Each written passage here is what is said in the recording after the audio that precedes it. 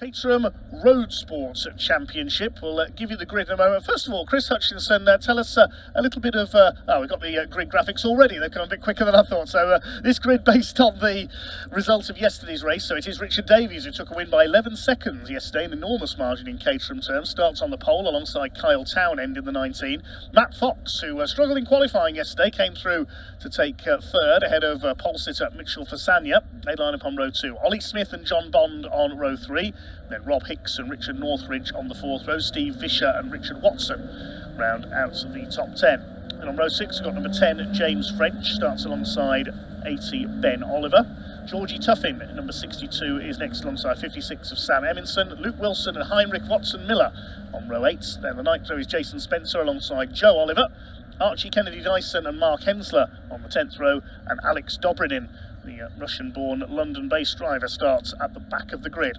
So, Chris Hutchinson, as we were about to say, the Roadsport Championship, tell us a little bit of background on what that's all about. So yeah, it's good to be back here first of all, and Roadsport, this is the second step of our Caterham Motorsport ladder, and all these drivers, well, most of these drivers will be in our Academy Championship last year, and from the Academy car they strap on a new set of tyres, which are this year it's the Nova ZZS tyre. Great to have that back on the car, and it's 125 horsepower, which is the same as the Academy car they were driving last year, but with the added tyres and a new rear anti-roll bar that they put on as well.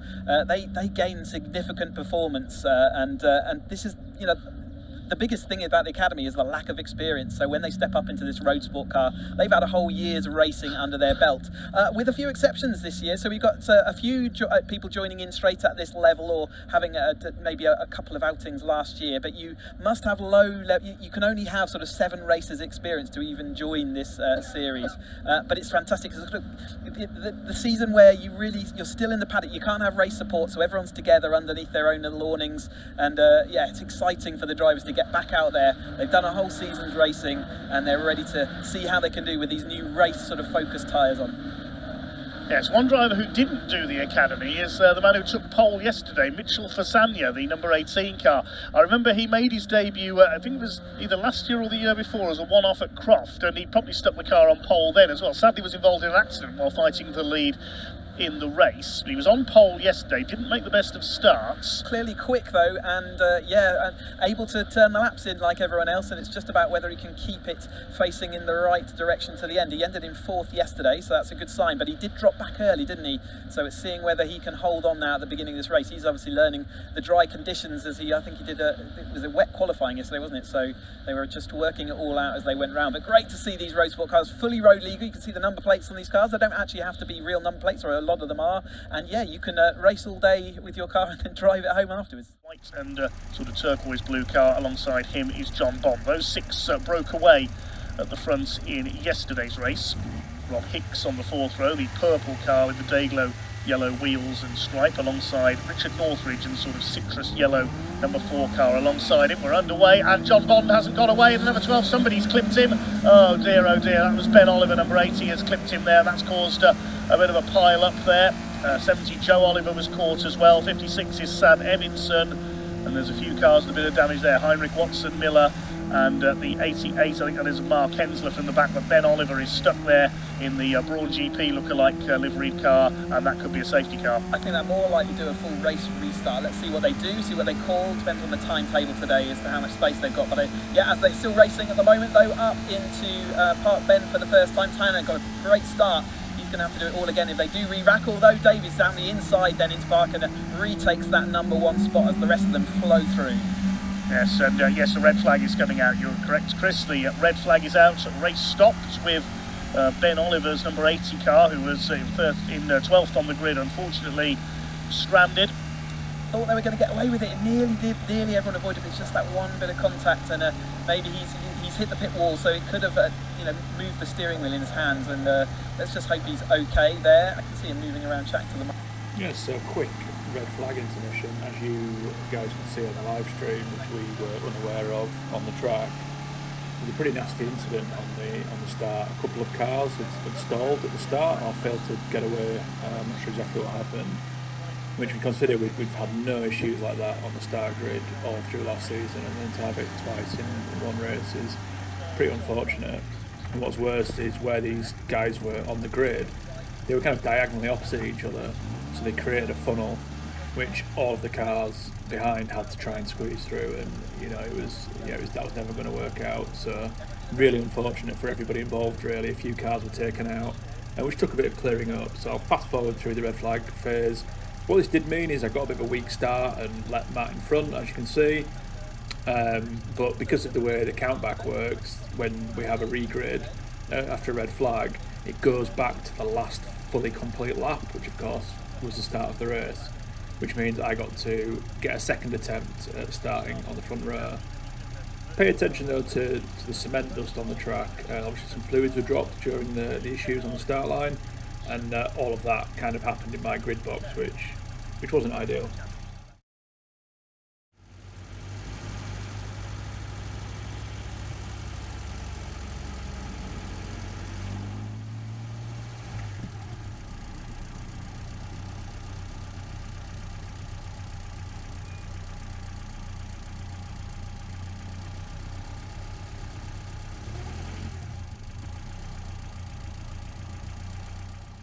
See the new grid slots.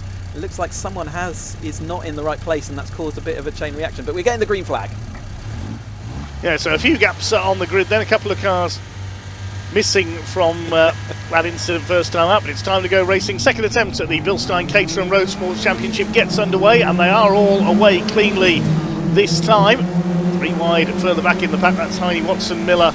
Also in there is Georgie Tuffin in the middle, but we'll see who's taken the lead. Looks like Richard Davies has held his advantage. Indeed he has, but only just. Matt Fox having a look at Kyle Townend for second place as they head up towards Charlie's Bend for the first start. It's Davies who leads the way from Townend. Fox looks like Ollie Smith up into fourth place in the number 89 car. The back of the grid was a little bit jumbled, with somebody getting a wheel onto the grass there. That can easily spin you out coming out of Charlie's Bend onto Park Straight. Davies leads, Kyle Townend having a look around the outside. A little bit of a lock up there on the inside from Matt Fox in the 99. Smith is next then for Sanya. A good start by Richard Northridge up there in 6th place in that citrus yellow number 4 car. As the pack make their way through behind, wait for them to come into sight at the gooseneck. Here they come. Richard Davies, who pulled away to win by some 11 seconds. That's an eternity in Caterham terms yesterday, given how closely matched these cars are. The 2 yellow cars side by side for second. Foxy having a go at the number 19 of Kyle Townend. He might get him here on the run into the mountain. Yes, he's through and up into P2. Richard Davies will be looking in his mirror, thinking, yes, we'll have a repeat of yesterday if you just squabble between the lot of you and I'm able to pull away. And he's clearly got pace in that car though, but yeah, it was exactly that. He was there or thereabouts and the group were battling together, and then suddenly 1 lap later he had a nice gap as 2 cars went side by side, and that's the risk you pay around, or risk you take as you're driving around this Cadwell. If you do go for a move, and it's always going to slow you down considerably with the side-by-side action and the fact that it's not very wide, and that's how Davies got away, and then he absolutely solidified that. We've got some side-by-side action as they go across the line, this time through with some Spencer. I think that is further back down the line, but it's Davies across the line and over the top of Fox, got a second on him, which is going to help, but it's not going to be outside the toe. Townend dropping that position down to 3rd, and then we've got Smith for Sanya and Northridge.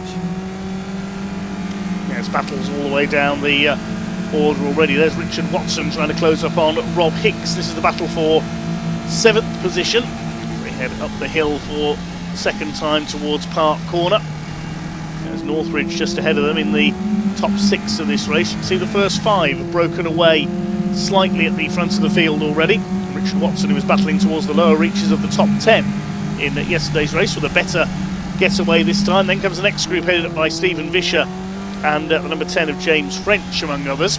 Here's Ollie Smith, number 89, having a look for 3rd place. I don't think he's going to get alongside Kyle Townend down into Mansfield. No, he doesn't. There's Northridge in 6th, then Hicks and Watson 7th and 8th. The 9th place group headed up by French, ahead of Vischer, and behind them is Watson Miller in the number 47. See whether Fasania can do anything sort of now. He's got his car settled in, he's got a bit more used to that dry running, got all the race under his belt from yesterday. He dropped a few places obviously from his pole position start, but he's in 5th and firmly in contact again. See whether they can hold on to first of all to Davies, but can Fasania move on through? Matt Fox certainly is going to be seeing whether he can complete what would be a great weekend if he can stay on the podium, and let alone get up to the rear panel of Davies. their way through Barn Corner at the end of the lap. The midfield runners just outside the top 10. Georgia Tuffen there, the 62, challenging Heinrich Watson Miller. Back of this group is the number 14. That's another of our novices. That's Archie Kennedy Dyson trying to make it 3 wide as Richard Davies leads, but Matt Fox this time, we said he'd be stronger after a better start than yesterday, is going with him. Williams Motorsport's backed car is under threat here for the lead of the race. Matt Fox, the man from St Albans in Hertfordshire, all over the back of Cardiff's Richard Davies for the lead. They were academy rivals last season, as was Kyle Townend, who's back in third. He's under fire from Ollie Smith, and Mitch Fasania rounds out the 5 in the breakaway. Ollie Smith nearly had his car up the inside there. It was sort of side by side for the lead, but also Ollie Smith was trying to see whether he could fake a move to the outside and then jive back to the inside. Didn't quite work out for him that time. Through Fox, a really late move down into Mansfield. That's really tricky down there. It's so downhill, but he's made it stick. Has he? He's on the inside for to go into the mountain. That'll be the stronger position. So that was an opportunistic move. It's very rare. It's such downhill. You're late on the brakes, and it's not much envelope less. Locked up his wheel, and he's going to carry on going side by side. And he didn't manage to make it work. But great defensive moves there by Davies to hold on to the lead. Well, this is frantic, and it's backing them up into the next 3. We could soon see a 5-way battle for the lead in this Bilstein Caterham Roadsports race 2 of their season opening weekend here at Cadwell Park. There's the number 18 of Fasania closing up. He'd love a first podium as a minimum here. Kyle Townend under fire from Ollie Smith. The next group comes through, headed up by Northridge in the number 4. It is still Richard Davies who leads the way. Our 2 leaders are definitely a little bit quicker than the cars behind at this stage, so that it's their battling that's going to cost them. It's flat out into the first turn there. He'd just like almost unsettling Davies, making sure he's having to look in his mirror and not get settled into his braking markers and his corners. But he's going to head on to the lead. It's not always where you want to be in a Caterham. He's right in that slipstream. He's going to have to go to the outside though, so he's going to go on the outside early. It is possible to have the momentum to carry it around there. Can Fox make it around the outside? He's got the momentum. You can see he's overlapped. He's trying to push the inside, but Davies still has his wheel on the inside. Brakes later and does manage to defend it. That's bringing everyone into contact between Townend and Fox as they went up into the park that time. Yes, the 2 yellow cars, a little bit of coming together. That's delayed Townend, and Ollie Smith goes through into 3rd place in the 89. Fasania trying to close up as well. Couldn't find a way through there at Chris Curve. So now Ollie Smith will try and chase down Matt Fox for 2nd place. Fasania thought about a look there at Mansfield. It's rare we see overtaking manoeuvres completed there. We saw the battle between Richard Davies and Matt Fox, but the reason overtaking manoeuvres are rarely competed there, if you get down the inside coming out of Mansfield, you're on the left-hand side for the left-hander, but the next corners are right into the mountain, and usually the other guy you're attacking tries to turn it back. You need a good run, don't you? And it's still possible to go around that outside because it means you're inside. Still compromise, and you've seen how much it bunches. As soon as any move is made, you have to make a decision as to whether is that move on, is it going to, am I going to back away from it quickly, am I going to let it happen to save me another position? You can see how by attacking or even defending, you can potentially lose positions as well. As Northridge reads this sort of chasing pack, and it's a pretty nose to tail throughout the remainder of this field as they're a little bit deeper in. So Northridge in that 6th place as the rest of them follow on through. It's under 13 minutes and this 20-minute race still to go. So we look a little bit further back down the order. We caught a glimpse there of the number 9 of Stephen Vischer further back in the field. Jason Spencer in the number 8 as well. He's down in 14th place at the moment, and here are your leaders. Is Fox going to attack again into Park Corner? He's going to try and go round the outside once again. Is he going to get the move done before Park Corner? No, he's not. Richard Davies later on the brakes once more. Ollie Smith's got a grandstand view of all this from 3rd place in the 89. He knows that the slightest bit of contact between the 2 leaders, if they go off, he's going to take the lead. And Fasania's got past Kyle Townend, I noticed as well, for 4th place. Rob Hicks having a go there as well on the back of Richard Northridge for 6th position, as Foxy now weaving all over the back of Richard Davies for the lead. Here's the battle for 6th place. Richard Northridge about to be taken, I think, by Hicks. And all eyes on the lead battle as well. So many fights at the front of the field, Sal's nowhere to look. Yeah, Fasania's ahead of Townend now as well, so he's moved up into 4th. Townend having a little bit of a awkward middle phase. I think actually Fox needs to be just slightly off the rear of Davies as they go through Coppice to give him a bit more of a run up as they head onto the park straight. That might give him the momentum he needs to actually take that move in a straight line, as there is the Hicks taking over from Northridge, who's now defending from French and Watson behind as well. So battles all the way through this. In fact, Frenchie has lost out to a little bit of positions there as well. Here we go for that battle again. So Fox is not. He's going to try for the outside line round the turn 1. That can work. He's going to have the inside then for the rest, and it does indeed work. I think Davis might have even let off the throttle there to let it happen again. He's now going to have the toe, but he's so tucked up behind him, he's not really going to have anything to do other than the outside line. So Davis has lost that lead for now, but there will be another battle as they head up to the turn 3 or 4 up at the top of the hill here. Yes, he's in the position he wants to be in now, Richard Davies, because he can do exactly what Matt Fox tried to do to him a lap earlier. He can get the slipstream, then get out of the stream around the outside. He's got to be very late on the brakes to get this done though, and he's done it. Brilliant driving by Richard Davies, straight back into the lead ahead of Matt Fox, but it'll all be slipstreaming down the straights, I think, between these three from here on in. Ollie Smith going with them. And the place, as we always say, you don't want to be leading a Caterham race is, in some cases, coming out of the final corner because you'll get slipstream. We didn't see any of that yesterday, though, did we? I don't think there was anyone that managed to do the slipstream out of the last turn. So this is one of those tracks, it's kind of rare in a Caterham, where there's a couple of really good overtaking opportunities, and if you don't take them, there's a little bit follow a leader, unless you have one of those real opportunistic dive bombs. Little weight on the brakes there for Davis. He's out of line as he comes into the mountain as a leap over the top of that big crest. It's a really big steep hill up there. It's fantastic to drive over. You do get air in a Caterham. They head into these Hall bends, which is just single file, but it's absolutely on the edge of adhesion. You can see the rear end of Fox's car. They're waggling in a disagreement. These Nova tyres just absolutely hanging on as best they can as the drivers ask them to do more than they're willing. Davies then down the line, heading over to lead another lap of this race, but now Fox is a little bit off, and that might be perfect positioned. I think he he got sort of squeezed to the inside, maybe even showed a bit of grass last time through, and a little bit of an easy capitulation by Davies there gave him the inside turn 1 that time. Well, Davies once again wants to slipstream down Park Straight so he can do his manoeuvre once again, as we saw on the previous lap. Is he going to get into the slipstream here though? Third behind them, there's Ollie Smith. These three are well clear now, over 2 seconds clear. Mitch Fasanya, as Davies forced to go to the inside by Matt Fox, gets 2 wheels on the grass. He nearly lost the back end of the car. Up the inside though, and he's got it done again. This time he's done it outside once, now he's done it on the inside. So that's a pure case of the driver Fox. They're not giving, leaving 1 car width maybe, or 3/4 of a car width down the inside. He didn't sort of just defend and say, right, I'm definitely on the inside, force him to go to the outside.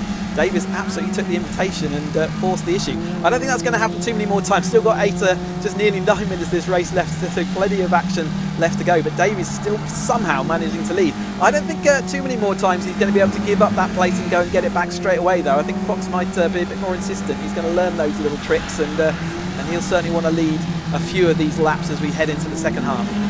And Richard Davies a little bit wide there on the run into the mountain section as they head out through the switchback of Hall Bends. Less than a second covering these top 3 at the end of the previous lap. The lead was only 0.2 of a second for Richard Davies, who's done the fastest lap of the race, 1:40.107 for yesterday's winner. There's a battle further back in the pack. James French trying to close back up onto the tail of Richard Watson in the 86, and behind them is Georgie Tuffin in the number 62 car. Great delivery on that machine, I have to say. It is good, yeah. It's great to see the personality as Tuffin's going to make a place over French there as he drifts out a little bit onto the grass, had to get out on the throttle, and Georgie then goes on and past. Yeah, great to see the personality of the drivers with all these wraps that they have on the car. You know, the Jaws livery on there. So as we watch Hicks leading Northridge then, as they go over, and Watson following along. At the outside, here we go again on the top of the course at Park Corner. Fox on the inside, Davies on the outside. Who's going to come out at Chris Kerr with the lead? It is still Davies this time. He's held it round the outside. Is Ollie Smith biding his time here, do you think? Just waiting to make a move a bit later on? If I was Ollie Smith, I'd be doing exactly what I'm doing now, which is I'm perfectly able to keep up while they're battling. Only if they start settling down. There's dive down the inside from Matt Fox, again down into Mansfield. That's a great move if he can make it stick. He's got that momentum. Has he got the overlap? No, he's had to get out of it, and he's tucked back in again. Learned a little bit of a lesson, but here comes Ollie Smith, and whether he can make anything of that. But at the moment, I would be still happy just to watch these two battle. It's only in the last sort of couple of laps I might start thinking about how do I move forward now. There's only real opportunity to make 1 place a lap, so you've got to give yourself at least a chance. A little bit of an apology there, looks like, from Frenchie, as he's apologising to the number 9 there, Vischer, behind him. Head down into the hairpin once again. Our 3 leaders, red, yellow and blue at the front of the field. This is allowing Fourth place for Sanya in green to close in, and Kyle Townend back there as well. He had that little bit of contact with Matt Fox earlier on. Fox to the inside, they're absolutely together over the timing line, and Fox retakes the lead up towards Coppice Corner. Richard Davies stays in the slipstream. You know what he's going to do as we get onto Park Straight. He lets Fox get alongside and get through into the first turn at Coppice, and then zaps him back again coming along Park Straight. Now let's see what Fox is going to do to try and defend this time through. He moves to the right hand side, to the inside, so he's forcing Davies to go the long way round, but Davies does go the long way round. Is he going to get the move done again? He does. Yes, he is. Yeah, it's just that tit for tat, isn't it? So out of the last corner, Fox has some really good momentum. Whether there's there's only a little bit of sort of setup change you can do on these cars, but maybe they've both got them set up for different parts of this track. But Davies has certainly got everything down that Park Straight, which is the most important one. It's the one that gets you the lead over the line. He's got that sorted. One of these times, Fox will figure out how to defend that, I think. But at the moment, he's not got much in the way of speed down the straight. It's so uphill, and you can see by the trees and the flags out there, it's really windy as well, looking everywhere to see whether there's any place into the mountain. But again, we've seen that doesn't often work itself out. You can see the bushes in the background there really getting blustered around as the wind, and again, that can make a big difference down the straight. The gust of wind as they fly over the top of this mountain ridge, the gust of wind catches you on that straight, can really slow these cars, especially if they've still got the windscreen. Plenty of wind. You know, they're not the most aerodynamic cars at the best time, and then you shove a windscreen in the way, and lock up of a rear. Fox is really flinging that car out. Excuse me while I try to commentate on 7 things at once. Let's have a look how close Fasagna is this time through. Mitch Fasagna was in 4th place, 7/10 of a second back on these 3 last time through. We'll see if the gap is about the same. Now, it's actually increased a little. He's just under a second down now as Fox to the inside again. We're going to see exactly the same pattern of manoeuvres again. Fox goes to the lead through Coppice the first time, holds it through Charlie's, and then Richard Davies gets into the slipstream. He'd be brave to do that on the last lap. He'd be brave to do that on the last lap though, right? That's to give up the lead with the confidence that you're going to try and get packed past. At the moment it's working, but on the last lap Fox is going to try and defend a bit heavier, I imagine. But at the moment it's working out for him, and that's what he's doing. Certainly is the Welshman on the inside line. He retakes the lead once again from Matt Fox. A great ding-dong battle between these two, and Ollie Smith, not to be confused with Ollie Smith from Junior Saloon Cars, who we'll see out a bit later on, is sat there in 3rd place. Townend, after that contact, just not got that speed. Fasagna's pulled away from him. Northridge having to defend. Georgie Tuffin looking round the outside of Watson to see whether she can do anything about that. Not at the moment, but then that's going to bring French back into it. Frenchy looking down the inside of the gooseneck. It's going to get really tight down there. There's not enough room for 3 cars. We'll see whether they do make it out there. They are, so Tuffin still managed to make her head, but she's lost out a little bit of gap to Watson that time through. Yes, this is the second group, headed up by Rob Hicks, now in 6th ahead of Richard Northridge in the 4. And then Watson, Tuffin and French completing the top 10 in this Bill Stein Caterham Roadsport's 2nd race of the weekend and of the season. Bounce their way out of the mountain section. There's Watson Miller still there in 12th place behind Stephen Vischer. He's had a decent debut weekend. Leaders already gone through to complete their 10th lap. A new fastest lap of the race. This could be significant for Ollie Smith. 1:39.867 for Ollie. That's our first lap of this race under 1:40. So he's starting to turn up the pressure now. He said he might be waiting to make his move. There is the blue 89 car of Ollie, and yes, he's almost in the wheel tricks now of Foxy and Davies, who are side by side once again. Look at this, he's in the slipstream as we go up towards the right-hander at Park Corner. Davies will retake the lead. Is Smith going to try and get the nose down the inside? Not quite. That is also, I think, a lap record, because it will be on these new Nova tyres, so there'll be a new lap record, and they're faster than they were yesterday by a few tenths. So, yep, new lap record, and also an extra point for fastest lap in these championships. So that's important, and can be really important by the time we get to the end of the race. And these 3 certainly look like they're going to be battling. But Fox goes down the inside once more into Mansell. Can he make it work this time? He hasn't made it work for 3 times in a row, but he's got the momentum as he comes out. Is he going to be ahead? He's on the inside. He's going to have to be brave. The outside speed there just carries the momentum, and then he can take it on the outside, but it's going to mean Ollie Smith has another chance as they go up into the mountain. Yes, here they come, the 2 leaders side by side. Richard Davies gets the nose back down the inside. He retakes the advantage, and look at Fasagna. He's going to make it 4. It's red, yellow, blue, green now at the front of the field. Mitchell Fasagna thinks, I'll try a bit of this as well. There's just over 90 seconds left on the clock, so it's a bit like the pickup truck races at Brands Hatch last time out. You've got to know when to make your finishing move. You've got to time it right to get in that slipstream. They've got 1 lap left. This is their last lap of the race. Yes, it is. That's it. It's confirmed. They come over the line then. Richard Davies trying to pull out an advantage. There's the last lap board hung out by the marshals. Here they come then. Ollie Smith getting ready to go for P2. Kyle Townend's not out of this yet either in P5 in the second of the yellow cars. Bit more of a gap this time for Fox over Davies, so maybe Fox has got to run up this time, and that might give him the chance to go round the outside, as we've seen Davies do. This is the first time Davies has led onto this straight. Can he defend? Fox has got the run on the outside. He's going to put the car to the outside. He's got the overlap. His car has got the momentum. Absolutely bashing wheels. Ollie Smith looking his way through as well, but I think it is going to be... No, Davies is so late on the brakes. He's still made to do it. He will not give up that lead. That was brave, very brave there. A lot of guts from Richard Davies to break that late into Park Corner and not run wide onto the grass. Is that going to win him this second Bilstein Caterham Roadsport race of the weekend? Matt Fox, is he going to throw it down the inside? Goodness me, Davies nearly lost it. There's contact between the two of them. Nothing they could do there because Davies lost the rear end very briefly. Is he wounded? I don't think so. He's just about holding it here. Here comes Ollie Smith. He could get a run here.